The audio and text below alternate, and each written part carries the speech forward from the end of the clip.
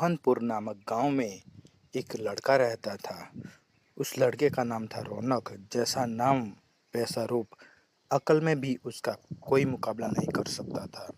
एक दिन उसने घर के बाहर बड़े बड़े अक्षरों में लिखा, यहाँ अकल बिकती है। उसका घर बीच बाजार में था। हर आने जाने वाला वहां से गुजरता था। हर कोई बोर्ड देखता, हंसता और आगे बढ़ जाता। रौनक को विश्वास था कि उसकी दुकान एक दिन जरूर चलेगी। एक दिन एक अमीर महाजन का बेटा वहां से गुजरा। दुकान देखकर उससे रहा नहीं गया।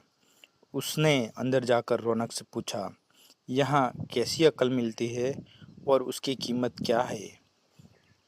उसने कहा, यह बात पर निर्भर करता है कि तुम उस पर कितना पैसा खर्च कर सकते हो।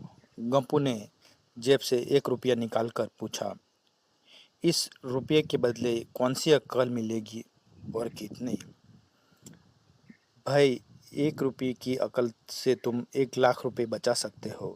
गप्पू ने 1 रुपया दे दिया। बदले में रौनक ने एक कागज पर लिख कर दिया, जहाँ दो आदमी लड़ झगड़ रहे हो वहाँ खड़े रहना बेवकूफ़ी है।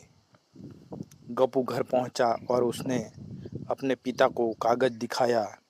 कंजूस पिता ने कागज पढ़ा तो वह गुस्से से आग बबूला हो गया। गप्पू को कोसते हुए वह पहुंचा अकल की दुकान। कागज पर्ची रौनक के सामने फेंकते हुए चिल्लाया, वह रुपया लौटा दो जो मेरे बेटे ने तुम्हें दिया था। रौनक ने कहा, ठीक है, लौटा देता हूँ, लेकिन शर्त यह है कि तुम्हारा बेटा मेरी सलाह कभी अमल नहीं करेगा।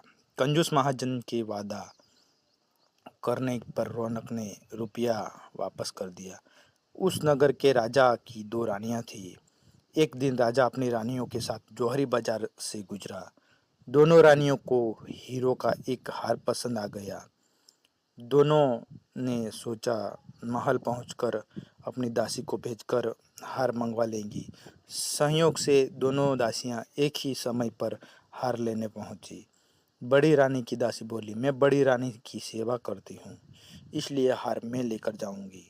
दूसरी बोली, पर राजा तो छोटी रानी से ज़्यादा प्यार करते हैं, इसलिए हार पर मेरा हक है।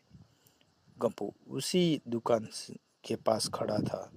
उसने दासियों को लड़ते हुए देखा। दोनों दासियों ने कहा वे अपनी रानियों से शिकायत करेंगी। जब बिना फैसले किए वे दोनों जा रही थी, तब उन्होंने गप्पू को देखा। वो बोली, यहाँ जो कुछ हुआ है तुमने उसके गवाह हो। दासियों ने रानी से और रानियों ने राजा से शिकायत की। राजा ने दासियों की खबर ली। दासियों ने कहा, गप्पू से पूछ लो, वही पर मौजूद था। राजा ने कहा, बुलाओ गप्पू को गवाही के लिए, कल ही झगड़े का निपटारा होगा। इधर गप्पू हैरान, पिता परेशान। आखिर दोनों पहुंचे अकल की दुकान। माफी मांगी और मदद की भीख मांगी। रौनक ने कहा, मदद तो मैं कर दूं, पर अब मैं जो अकल दूंगा उसकी कीमत 5,000 रुपया है। मरता क्या न करता। कंजूस पिता ने कुड़ते हुए दिए 5,000। रौनक ने अकल दी कि गवाही के समय गप्पू पागलपन का नाटक करे और दासियों के विरुद्ध कुछ न कहे। अगले दिन गप्पू पहुंचा दरबार में, करने लगा पागलों जैसी हरकतें। राजा ने उसे वापस भेजा और कहा, पागल की गवाही पर भरोसा नहीं कर सकते।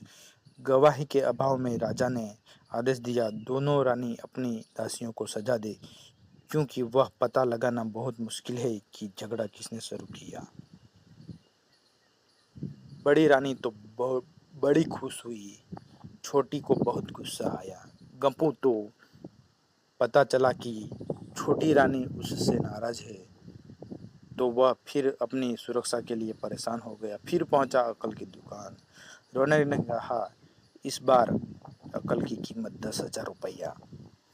पैसे लेकर रौनक बोला, एक ही रास्ता है, तुम वह हार खरीद कर छोटी रानी को उपहार में दे दो।